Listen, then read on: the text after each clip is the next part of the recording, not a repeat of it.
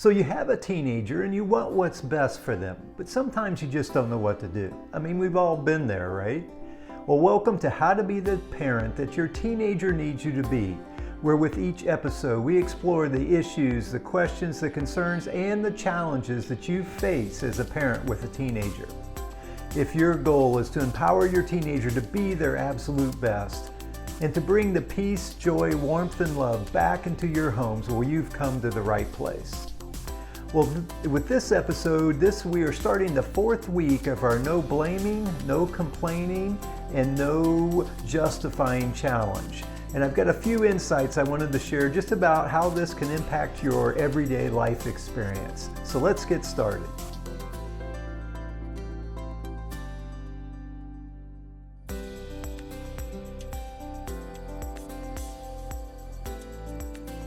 Well, hello again, everyone. My name is Jim White, and I'm an author, coach, and the founder of the Family Enrichment Academy.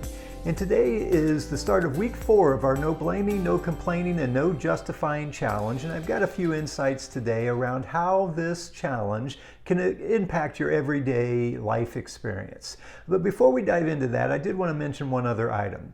I wanted to let you know that I do have a free resource for you. What I have, and a common question that I get from parents is just, how do I get my teenager to open up and talk a little bit more?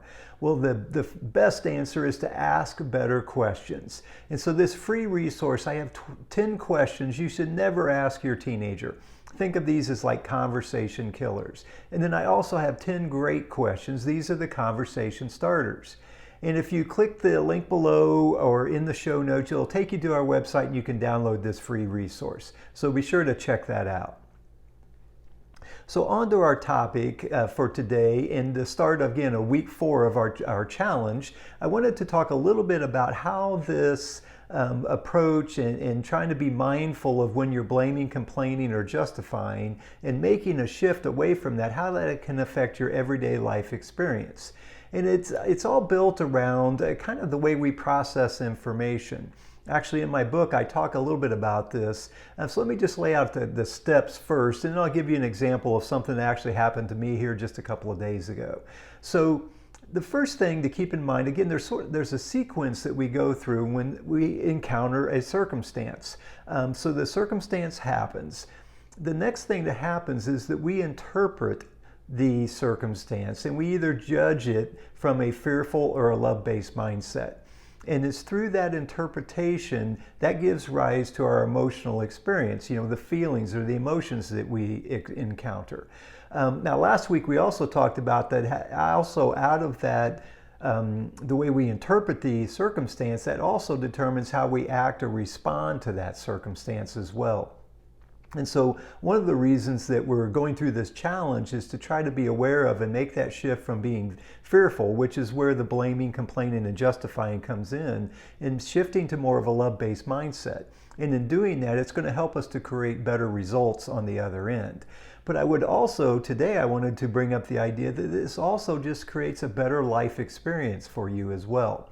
Now, let me give you the example I was talking about. So we actually went to a Christmas show. As you know, we're in December when I'm recording this, but we went to a Christmas show a couple of days ago. And as part of the package that we bought valet parking. Well, as we pulled up to the theater, in short, the valet parking area and the poor attendants were just overwhelmed with cars. And it took us almost 25 minutes to move about 50 yards and get into and get our car to be valeted. And so it was one of those circumstances that presented itself. And I have to admit, my initial response was to complain, right? That makes sense, right? Dang it, why don't they have more people working? Why didn't they think this through better? Didn't they know they were going to have this many cars here all at once? So there was this complaining that was happening. And then also blaming the attendants that were doing the work. They weren't doing it in a way that was efficient. And can you see how, my mind was kind of going there? The interesting thing is when that happens, what it was doing was disrupting my peace and harmony at that moment, right? I was experiencing frustration. I was experiencing, didn't really anger, it was more of a frustration, and again, just a overall sort of I was anxious about getting in and making it in time to get to the show. The point being is that approach disrupted and affected my experience in the moment sitting there.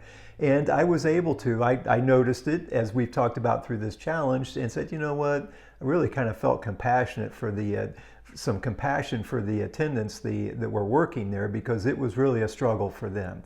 And then also you just got to forgive a little bit and let that go. And what happened is my peace of mind came back, and I was able to relax, if you will.